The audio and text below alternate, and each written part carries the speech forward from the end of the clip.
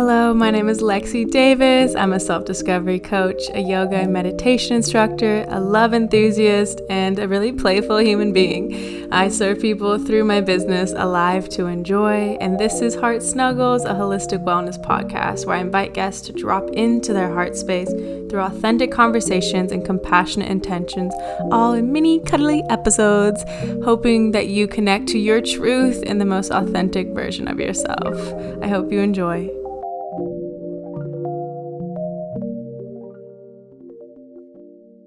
Welcome everyone to Heart Snuggles. We hope you're having a great morning or whatever time of the day you're listening to this. I brought in a lovely guest I'm so excited to share with you. So go ahead and introduce yourself. Thank you, Lexi. My name is Jesper. I'm from Norway, and I'm the founder of the Venn app. So my mission in life is to connect people, make it easier for people to find new, interesting friends, and to participate in fun activities with fun people.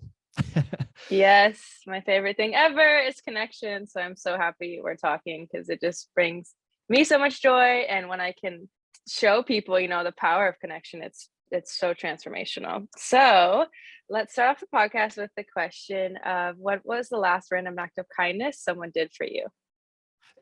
Last act of kindness. Mm-hmm. That would probably be my colleague right now who spent the last 2 hours arranging this for me, for example. Maybe not the best example. I don't know. I feel people are doing nice stuff for me all the time. That's the good thing about having friends, yeah? Yeah, it's the best thing. Yeah, I would say so. Her helping you with this too is definitely an act of kindness. Act of kindness can be small. It could, especially when I'm pretty bad at technology, ironically enough, being an app founder. But that's a different story. But that's so great because that shows you how you don't have to be good at something to go after it. Like you knew you had this desire and you can still create that in the physical world and get support with it. And that doesn't have to limit you from, you like have a problem you want to solve and you're solving it. So that's so amazing. Definitely. So I would love to know how you got into this work of loneliness. Have you experienced it in your lifetime and how did it all evolve? It's kind of a strange story. I'm a serial entrepreneur. So I used to come from the world of finance. So I was there from I was like 25 till I was like in my early 30s. And during my 30s, I noticed that my social life was changing quite a bit because I'm single and I don't have any kids, while all my best friends have kids and a lot of them. So basically, I've noticed that when you are single and you don't have these obligations like all your friends do, I see they are less kind of available for me. So I see that, my social needs are the same and it's not the same for my friends anymore. So basically life changes. And the more I thought about it, the more I felt that, I'm a pretty social guy. I want to do fun stuff with fun people. And I went, after I quit the financial sector, I needed kind of a timeout. So I went backpacking in the Philippines. And when I was there, I'd been alone for many weeks and was keen on being a bit social, and I was trying to find somebody to surf with. And then I got in contact with some locals, but they were like 12, 13-year-old kids, and they wanted me to pay them money to be my instructor, etc. But it wasn't really what I was looking for, and we didn't communicate that well. And then I just started thinking, okay, I'm right here now. I want to surf with someone. Why is there not like a good technical solution to just put me in contact with some people I would get along with? And that's kind of how the idea started. And then obviously after that, things evolved. And then I started thinking, but it's not that easy because people are pretty different very often. They have different personalities and not all people kind of have the best chemistry and are meant to be friends. So then we started thinking into like, how can we crack that code? Trying to find out what people are a good match, who would kind of laugh together, who would have nothing to talk about. And then we started looking into how we can use machine learning and existing research from psychology to try to learn more about what factors are actually most important for two people to get along. Do they need to have the same political view? Do they need to work with the same stuff? Do they need to like the same humor? And nobody really knows this. And that's kind of the cool part. because the more I talk to researchers, the more they kind of agree that everyone's aware that chemistry is a really, really important factor. But the problem is that nobody can actually define what chemistry actually is. So we're all about trying to find out of this and trying to make it easier to predict what kind of people would get along. Wow, that's so cool. Thank you. And it's extremely needed. Like the amount of times I felt that and heard friends feel that, like, oh, I just want to like go surfing, or oh, I just want to go to this show. And there's so many other people at their homes thinking the same thing. And they don't like I'm all about going solo to places. Like I've, gotten comfortable with that. And I still like to share experiences with people and can bring such a different element. And so those moments, it would be so great to have this app and to try. And I also think that like that question of chemistry is so interesting. Like, yeah, like sometimes political views or things like this are important, but also like if you just both want to go surfing, like you can have a good time because you both are sharing this activity you both want to do. So yeah, that is a very interesting dynamic, because you have to think of that when it's an app and like with tech, and how are we going to connect these people? Yeah, definitely. But like the more I work with this, and I've often used myself as an example, and it's quite typical because like a big part of the world live on their own, and obviously have a greater need for more friends. But then I'm talking to my other friends who have kids, and they would not be like the typical category who people would think were lonely. But I discussed this with them, and they have kind of a different problem because they're kind of inside their own bubble, picking up kids in the kindergarten and going to work, and they have bad time, etc. And the more we talked about it, the more we realized that they are actually being less social than they want to be. Yeah. And why? I think because they don't have easy access to either, friends or new people, but also activities. So if they want to do something, they need to kind of research and, okay, what do I want to do? Where can I find this? They have to Google it. So that's kind of the idea of the Venn app, that you have a very, very, very easy access to exactly what you want based on who you are and what kind of needs you have. Yeah, I don't know a single person that doesn't experience, or maybe not everyone has experienced loneliness, but it doesn't matter if you're in a partnership at all. Like I have tons of friends that have kids or are single parents and would just absolutely love to find other single parents, and like there's all these dynamics that you're so right. Like we can all benefit from this. And connection is so important. And it, as much as you might love your kids, like it is hard to be with them all the time. Like I don't have kids either, but like I've been a babysitter and I hear from them, and it's like it's so normal for them to want to connect as well. And I also love you too, like being a little bit, being surrounded by people that are in relationships, and you being like, well, hello, like I still want to hang out with people too. So that's really cool. But when you're mentioning kids, that's also quite interesting, because I don't know how you were as a kid, but I was, and everyone I know, when you were like 4 or 5 years old, 6, 10, you didn't really have a problem just walking over to some unfamiliar or people you didn't know and, hey guys, do you want to hang out? Or hey, can I join your soccer game? Like the most natural thing in the world. And then the older you get, the more like you think, oh no, these people, maybe they're into a discussion, maybe I shouldn't interrupt, maybe they won't like me, etc., etc. And I think that's some crazy mental barriers human beings kind of develop the older we get. And I've been in that situation so many times. Like I see people, I paint a picture like him or her, he's probably like that.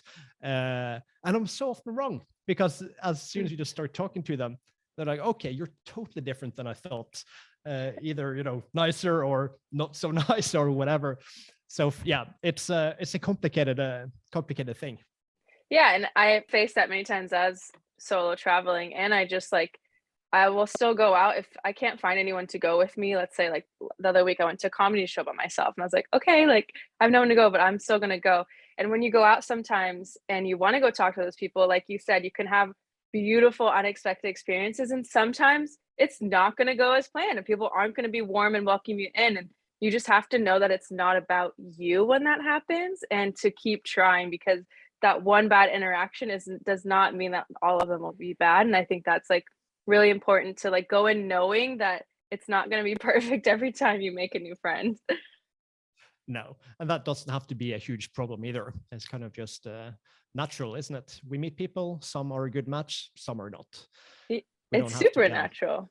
Yeah. yeah, And so definitely. you were talking about how so you're from Norway, right? Yes, And correct. that Similar. loneliness, that there, it's actually a topic that's being discussed there, is loneliness. Yeah, yeah, So I would love to hugely. hear about that. No, I think, again, I've been working with this since 2016, so way before the pandemic. And when I started working on this, I didn't really think about loneliness as kind of the main target of my app. I thought about human beings just having this natural need for socializing and meeting people. And then afterwards, when I started working on it, I started reading about the research, and then I realized that, oh my God, like 20, 30, 40% of the world population is actually pretty lonely. So I was like, oh my God, we have to do something about this. And then the whole pandemic started in 2020, and then suddenly everyone was talking about loneliness. You have like politicians, and you have influencers, you have of course, the news. Everyone was talking about loneliness, and they're still talking about it, and everyone's talking about this is like our time's biggest challenge, etc. And the fact is that yes, it is, because nobody wants to be lonely, and extreme loneliness can result in depression and worse. But actually, yesterday I was writing an article about the stigma around loneliness, and I'm kind of a little bit ambivalent to the whole term, because I feel that the more we talk about loneliness and how bad it is, and how much we have to focus on it, I believe that it kind of creates a stigma that nobody wants to be a part of. Mm-hmm. And the more extreme we make it sound, the more people will try to distance themselves from it. So I'm more about like, let's kind of focus on the normality of loneliness, and maybe focus more on the positive sides of having friends, more than, making a crisis out of this. And so that's just some reflections I get when I obviously nerd out on friendships and loneliness, like I do in my job. And I think that's with everything, like even with therapy. Like I remember years ago, like I've been going to therapy for a while, and like, it used to be stigmatized, like, oh, there's nothing wrong with me, I don't need to go to therapy. And it's like people didn't want to go to therapy because it was like, that meant so there's something bad. And like that's like the same thing that's like you're saying with loneliness, like people don't want to associate with that, because it's like, or they fall deep into it and they're like, I'm so lonely, and then it's this whole shame spiral, and you're just even more in that feeling, you feel even more disconnected. And it's like, that's not what we want. We want to bring it closer. And so I do think of like just showing them like what healthy relationships are, and providing resources for them to get there, is like, so they can experience it for themselves. And that's what makes a change, instead of just ruminating on like, oh shit, I'm lonely, and this is just grows it. Yeah, no, I totally agree. It's but it's a fascinating thing, because suddenly, like in no time, this became like the biggest topic everyone wants to talk about. But I do truly believe that it is becoming more challenging to get acquainted with new friends. I do believe that like 20 years ago, I think the culture was quite different, and I think it was more natural to just talk to people. And I think also we had more natural kind of meeting arenas, where you would typically just go to the market and hey, how you're doing. And then we have like urbanizing, like kind of modern cities, and high speed, and people are kind of talking less to each other. And then you have the introduction of new social medias, like the big social medias from especially the United States and China, I guess. And many thought that, hey, this is going to revolutionize the world. We're going to get so much more connected. But, research is proving that, the opposite is happening. So, okay, we are kind of connected in one way. We can sit and like each other's profiles. We can upload the best pictures and, oh, look at me, look at my life, look how happy I am. But people don't necessarily start to socialize more for that reason. I think my team and I were kind of, we want to be the opposite social media, where you don't send likes or anything.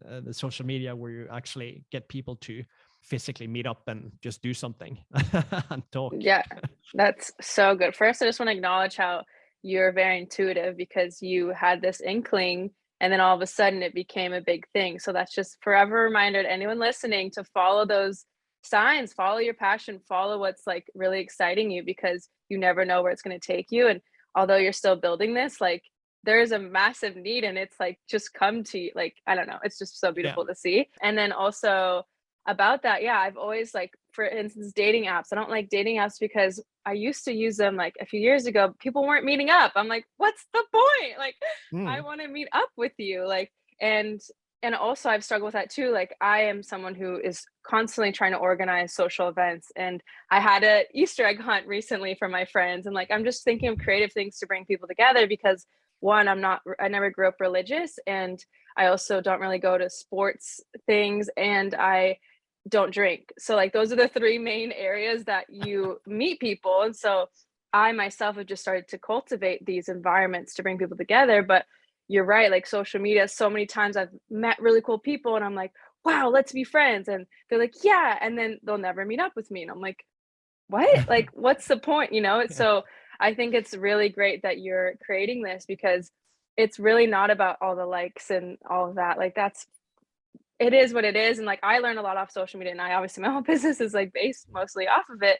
However, it's so great when you can actually come into person and like form those experiences and those bonds with people. I totally agree. When you're mentioning like dating apps, which is obviously kind of a different thing than from what we're doing. I've been on dating apps like for almost a decade, and in the beginning, I thought it was like pretty brilliant. Like, hey, I got this good, like I can meet a lot of girls, and I can do this and that. But as you know, I see how, you know, in my case, women are kind of acting, and I see also how my own mind is kind of working. And I think like one of the problems is that you have so much access to like, oh, all these potential partners who could be my wife sometime in the future, but I'm still single after 9 years, and I've never been single for 9 years in my life. So so something is kind of not going as planned. And obviously that's something I've thought about with my own app, like could this happen to us, etc. And I don't necessarily have the answer to everything, but I know it's kind of my focus. Yeah, that we must try to prevent that. Yeah, that's a really good place to come from. And I just love how you're so on it. Like, you're so aware of all the issues and trying to really create something that's going to be sustainable and going to be impactful, not just another app to like gain money. Like, you're coming from your heart, which I just love, and it's really important. It makes a big difference. Well, I think if you're passionate about your product and how it's going to actually solve a problem, I think that's a strength if you're going to be an entrepreneur. Mhm. Yeah, I would say so. And because we never, I guess, technically talked about this, why is it important to have healthy friendships? Because if you don't have healthy friendships, you're not happy. And I think, like, again, human beings are meant to be social. We are kind of we think like a pack. We don't really function that well on our own. And I think obviously some people wants to be alone and have some me time. I think most people do, but not all the time. And I've been backpacking like you do on my own, and that's quite interesting because you learn quite a lot about yourself. And it's quite interesting maybe for a day or for a week or maybe for 2 weeks. But after some time, you just have this, you know, urge, like, I need to crack a joke. I need somebody to crack a joke to me. I need to do something with other people. And I don't know about you, but definitely the best memories of my life is with friends. Yeah. Yeah. And I think also it's quite dynamic through life. It's not like if you have friends, then you're set, because your life changes, you move, or you get a new job, or you get older, and stuff happens. I remember when I was studying in Edinburgh in Scotland, I was like only 19 years old, and I moved there, and I didn't know anyone, and I was a little bit like, oh, what the hell, I don't know anyone. And so I was quite desperate to find someone whom I could hang out with. So what do? Well, I find the first Norwegian people I could find, because okay, we speak Norwegian and we have the same culture. That's probably my best move. And it was nice having friends, and I moved in with them. But the more time, the more I realized that we're actually quite different. We don't really like the same stuff, and good guys, etc. But maybe not the best chemistry. And after a while, that actually turned into a problem, and I noticed that okay, we're actually becoming a little bit grumpy, and this isn't good. But then after a couple of months, I found kind of other friends whom I was supposed to be friends with, and that was people from Mexico, from the UK, Germany, and a couple from Norway as well. But my point is that it's often, other people who will be the best perfect match for you than what you assume, or and nationality isn't necessarily the most important factor. So I don't know. The more you think of it, from you were a kid to you were a teenager and now grown up, I think you also change what you look for in a friend. Yeah. So when I was 20, my friends need to be cool. They need to be popular. And when I'm 40, it's more like, no. They need to be, I have other criteria now than 20 years ago. Yeah, I love everything you just said. I think it's so important. I was reflecting on with a friend, like she's like, yeah, I thought I had cool friends and they were, they're these people that seemed like they were interesting, and then you hang out with them and you leave feeling drained and you leave feeling like kind of icky. And just because you think someone portrays themselves as something, if you leave and you don't feel good, then they're not a good fit for you. And No. to know that like you can find someone else that's going to be more aligned, it'll be so much more fulfilling. Yes, it hurts to let go and to feel that sense of loneliness in that time, but then you get to replace that with something that's going to be so much more fulfilling. Yeah, definitely.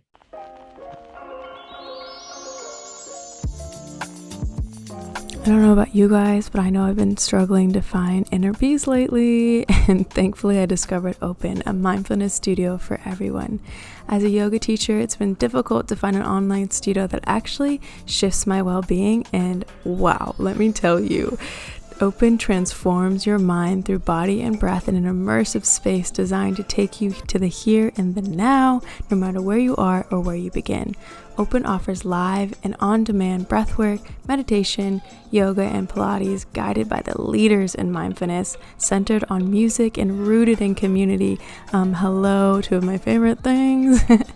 And their aesthetics are on point. So as always, I'm getting you the best of the best. So I got you 30 days free. Just use the code HEARTSNUGGLES and let your ritual begin now. I just came to remember, before I started making this app, I was in finance, like I said, and there was a colleague of mine who kind of had to give me his client because he didn't have capacity to follow him up. And I sent him I sent him an email and saying, hey, I'm Jesper, I'm your new advisor. Please give me a ring if I can help you, yada, yada. And then he returned a mail, and he was really annoyed. He was like, we're bad at the return. We're bad at kind of how we report. He was dissatisfied with everything. And I didn't quite understand because, come on, I'm making a lot of money for you and we're reporting every month. So what more do you need? So I invited him into the office and, tried to fix the relation. Short story is that he was 80 years old at that time, but quite, young at heart and all of that. But his wife, she had dementia. So she was kind of in a home and he lost contact with her. And the more I talked to him, the more I just understood that he's actually just quite lonely. He wants to talk to someone. And he admitted that. And then I suggested that in this area of Bergen, where I live, there is a senior home. And I know that they do some social stuff and they meet up. And maybe that would be something fun you could do. And then, this guy, he was quite intelligent and he reads a lot. And he said, well, Jesper, I've been there. I've tried hanging out with these guys, but they only want to play board games and they want to discuss soccer. And I don't want to do that. I want to talk about, world politics and economics and, stuff like that. So first of all, we matched and we kind of connected and we had a good chemistry. But that's not the point. The point is that when you're 80 years old, how easy is it to kind of find a BFF or somebody who really, really gives you something? it must be difficult. I found it difficult being 35 at the time, or early 30s. Like, I felt it was difficult getting a friend. How the hell do you do that when you're, more than 80? It's a complicated thing. That just brings such a good point. Is one, anytime someone is expressing an emotion, especially something like anger or that frustration, it is never about you. And there's always something else that's actually causing that emotion. And it's so important that you are able to be compassionate and really you let him open up and you got to the source of it. And that need to belong, time and time again, is like the root cause of everything. Like, if you don't have that sense that like you have those meaningful connections, then you're always going to have this part of you, like you're always going to try to fill this void, whether you're trying to succeed, you're constantly achieving, and you're doing all these things, but you still have that sense of you need that connection, that really meaningful connection. And no matter what age you are, we all need it. And it's really hard, you're right, like when you get older. But I also believe that like it can be easy, and I've experienced in my life, like I've always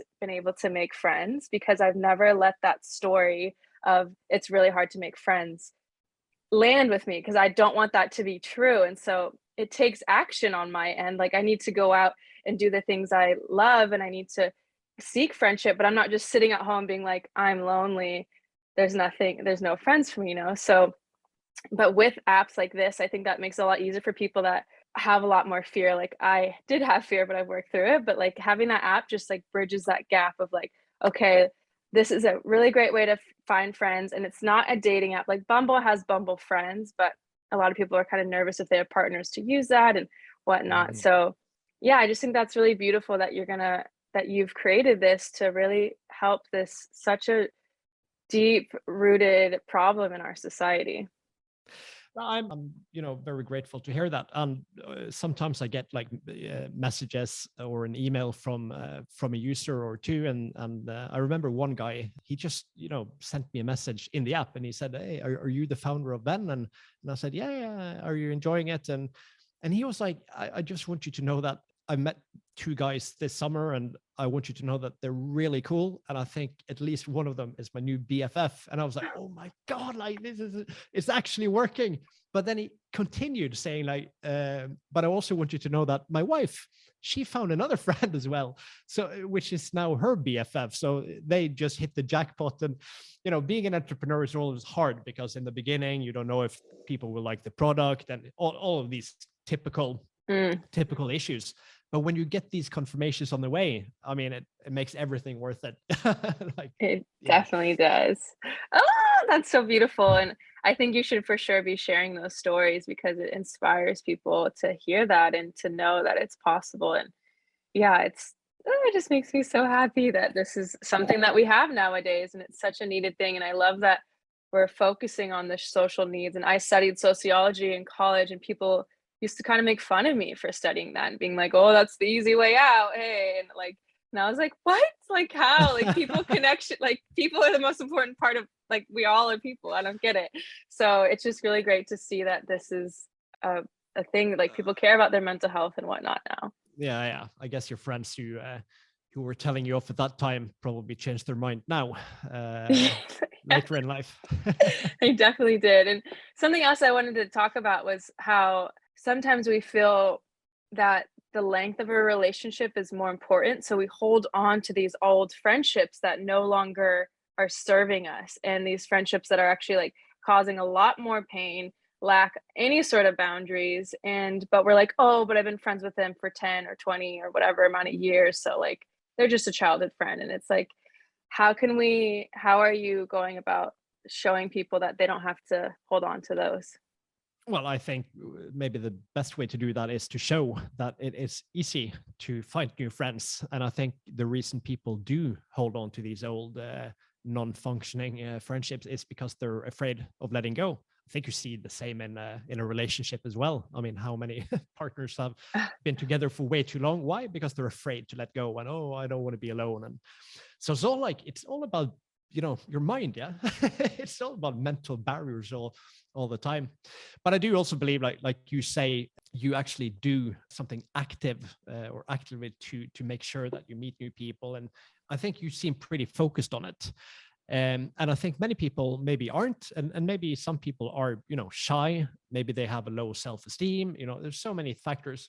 And I think that's why some people need to be more active trying to find new friends. But I also believe that other people should be more inviting and trying to include people. And I talk to like people about that, because again, you assume a lot of stuff about people. Oh, they're married, they have 3 kids, they don't have time. There's no need to invite them to this barbecue. But you don't know what the hell is going on in their family. Maybe they're just waiting for a kind of an invitation like that. Or the other way around. For me, for example, I noticed that I'm not always being invited to gatherings if there are kids there, because they probably assume that, yeah, he doesn't want to hang out with the kids, and let's not give him a call. And sometimes they're right, but sometimes they're wrong. So I mean, instead of assuming too much, just ask one time too many than not. If you're my friend, you know that you're probably gonna get 10 invitations a month. And Yeah. yeah, that's such a good point, because first off, I used to be so shy and was always waiting for the invitation, and I felt the same, like I wasn't receiving it, and it's a hard feeling. And then I'm being on the other end now, I'm so hyper aware of it that I'm always trying to include everyone and making sure that they're involved and bringing the right people together so that they'll get along.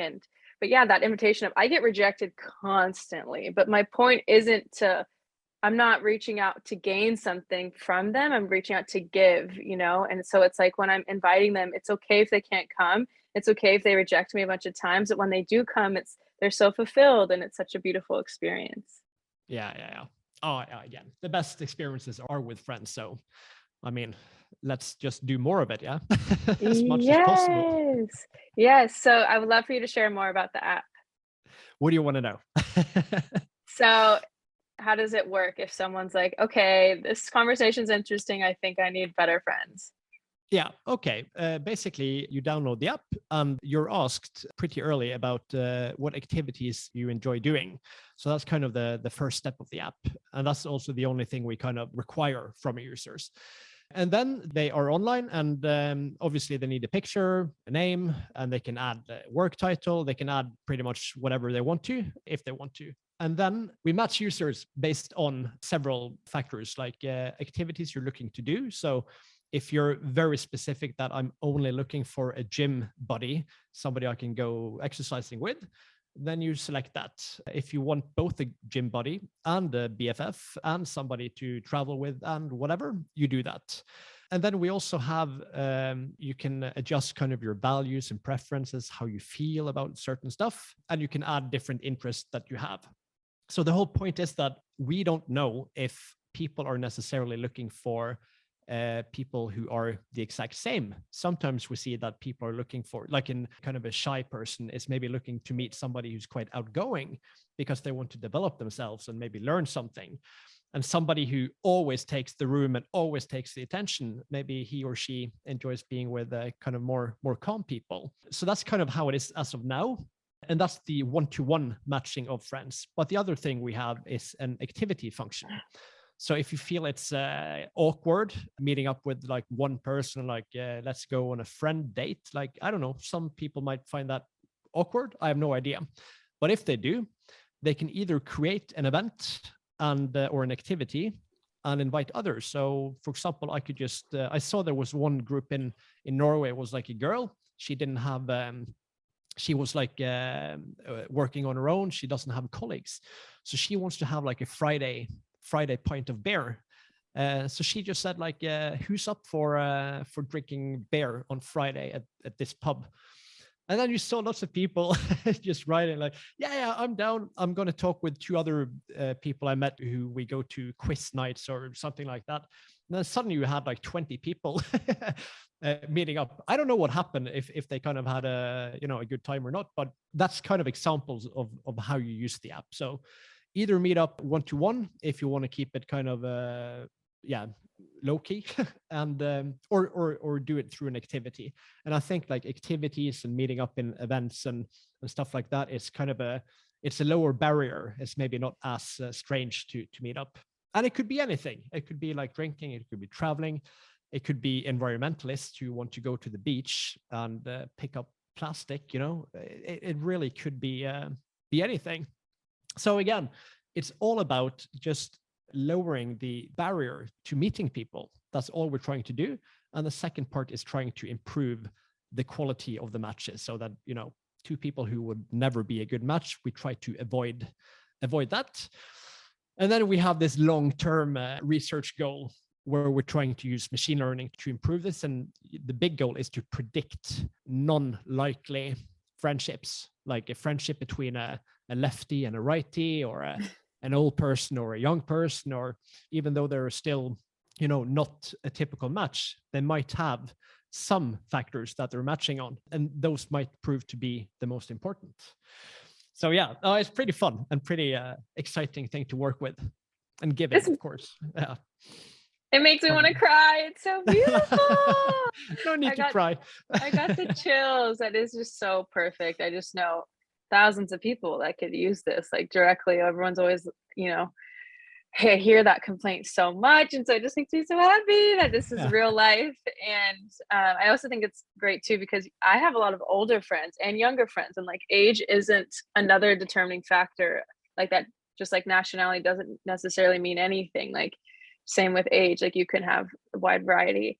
So, and I just want to share so much gratitude for you for creating this. And then I thought of a question, which is another hard one, which is, okay, so you meet up and it's not aligned. How do you let them go? Well, I'm not sure. I guess there are one of two. Either you just say, hey, thanks, but I'm not sure if this is what I'm looking for, or just ghost, which is like a really, really bad thing. It sounds like I'm talking about a dating app now, but I'm not. No, I mean, but these are some of the challenges being a human being, yeah? And you face them in real life. Some, like when you're a kid, you're maybe put next to another guy in the class, and okay, coincidentally, this is the guy who's supposed to be my friend, or this is my neighbor, I have to hang out with him. And sometimes it's a match, sometimes it's not. But I think that, that's just one of the tricky parts of being a human being. Life isn't always supposed to be easy, but obviously, again, with good friends, it is a bit easier. Yeah. If that was kind of an answer to your question.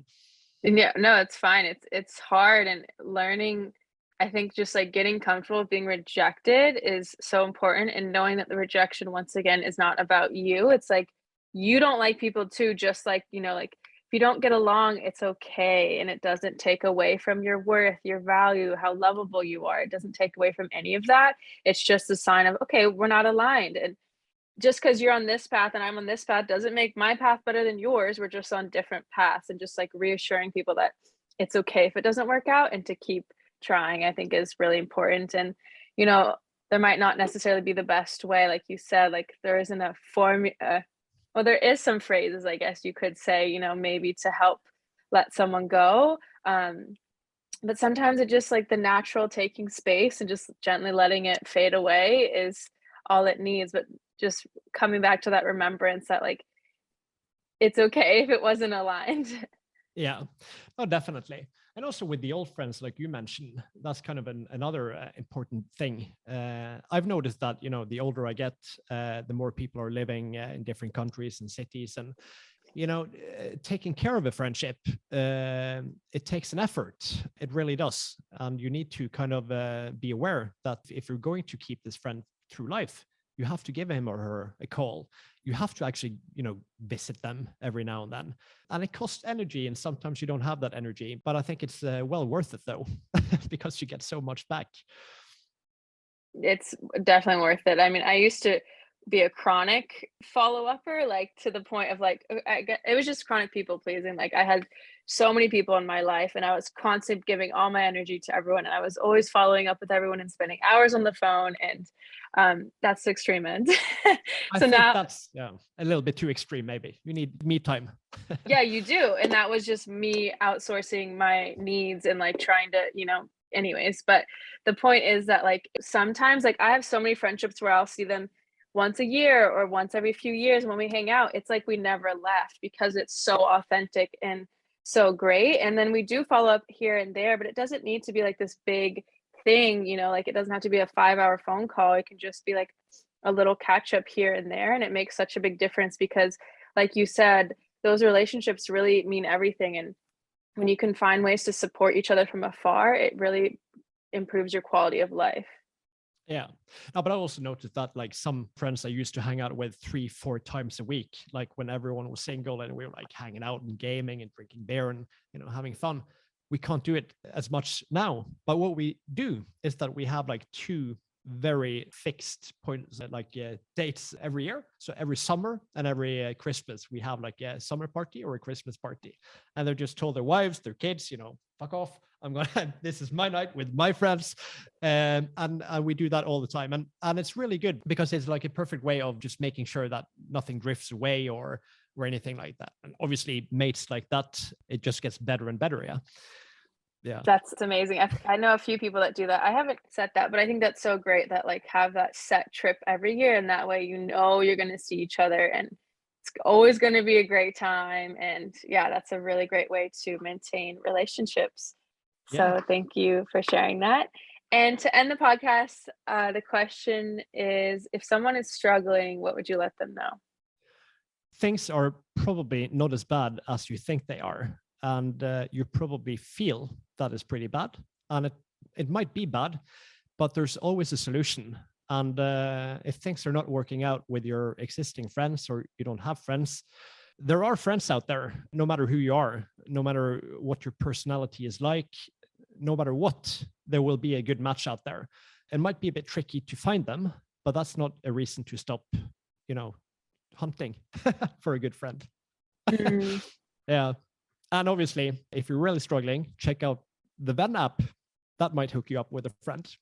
Yes, yes. I think that's so important. There's always a friend out there for you, no matter who you are. There's multiple friends for you. And just because you haven't found one yet doesn't mean that there's not. And just like keep remembering that truth and you will find your people.